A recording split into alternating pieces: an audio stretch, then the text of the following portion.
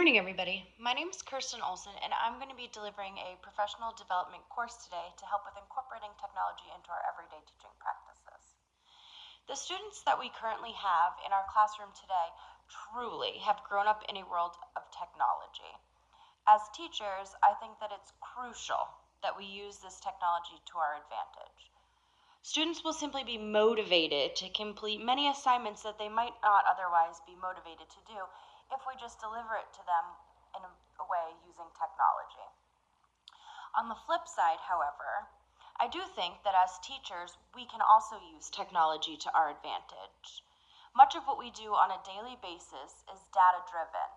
We can utilize online-based programs that are not only teaching and motivating our students, but also assisting in the data collection and progress monitoring abilities that we have for our students. I currently teach a behavior classroom at the high school level. I have students in grades 9 through 12 with significantly varying academic abilities. I also have some self-contained students as well as some students who access mainstream classes. With that being said, especially when it comes to the content area of math, it's incredibly difficult to full class teach and use activities for everybody in my classroom because their needs vary incredibly. So I use technology. I utilize an online web-based program called iExcel with each of my students in order to deliver their math instruction. iExcel has the ability to diagnose a student to determine where their current level of performance is. This truly helps and has data for myself right in the program. Many of my students have goals or objectives to increase their math fluency, as they're pretty significantly below grade level. This program helps them to achieve this goal. It also does not really tell the student where they are grade level wise, so that when my high school students are working on math that might be of an elementary school level, the kids don't feel defeated. But on my end, on the teacher side of the screen, I can see what grade level they're working at. Staff are also able to go into the program and develop lessons and activity plans for the students. So the students aren't just going in on their own and picking willy-nilly what to work on. For instance, I don't have a high school student working on kindergarten skills when they might be at a 7th grade level. So I can go in and suggest to the students what needs to be done on that specific day, and they can work to accomplish that. This allows all students to work at their own pace and at their current levels with some anonymity. Whereas if I was delivering full class instruction to students with such varying needs, they all might become aware of the skills that their peers have or don't have, and I just don't think that that really fosters any of their dignity. So this program allows students to work where they are at their current skill level with some anonymity, and they just move on from that. At the end of each unit, there is an assessment. Assessment data is collected and saved for easy access and referencing from the teaching staff. These assessments are utilized to determine if the student is ready to move on to the next unit. And if they are not, they'll continue to receive the content instruction based upon their current levels until they're able to pass the assessment properly. And when they're able to pass the assessment properly, the program will automatically bring them up to the next skill level, which only continues to help increase their fluency, which again is a learning objective for the students. So when it comes to utilizing technology in the classroom, I think that it's incredibly important as teachers that we continue to use research-based practices. So I wanted to find a couple of articles that sort of helped support the use of technology in the classroom.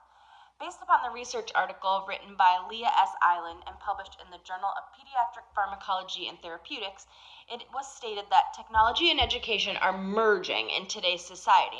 And with that being said, students in primary and secondary education recognize technology incorporated into teaching as a standard practice and not as a unique experience.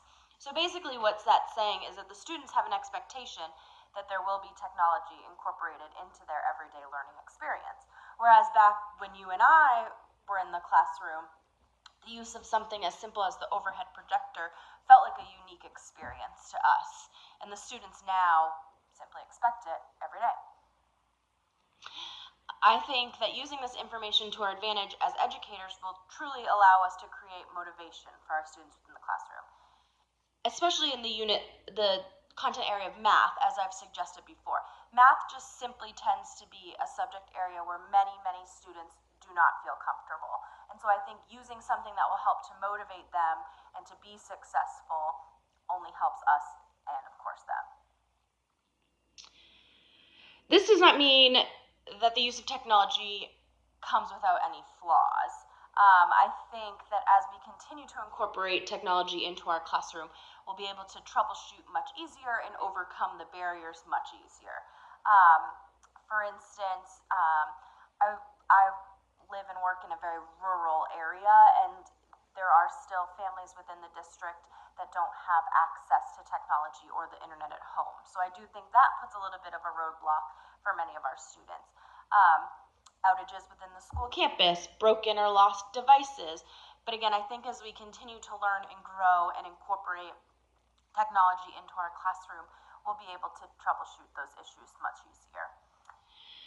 I also think it's important to touch upon the fact that this also does increase the need for teaching staff to become familiar with the technology as well.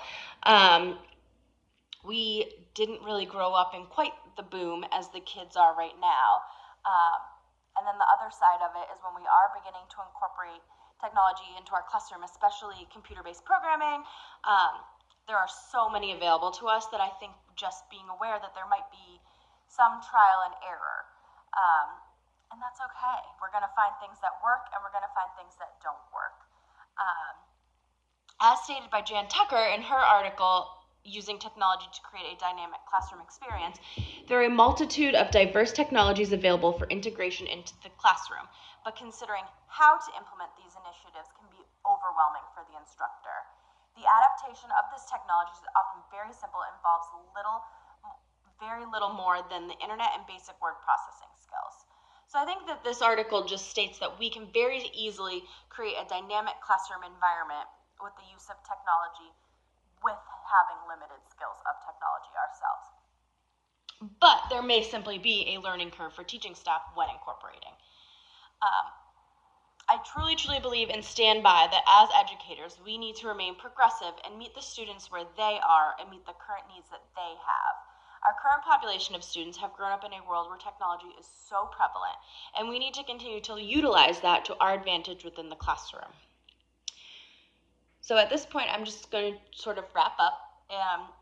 Thank you so much for attending this program. Feel free to reach out with any questions, whether that be now or in the future. I do have a very small feedback form that if everyone could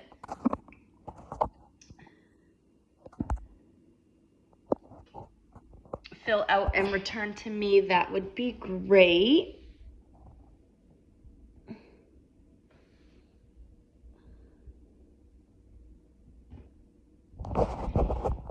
And again, thank you so much for your attendance, and feel free to reach out with any questions.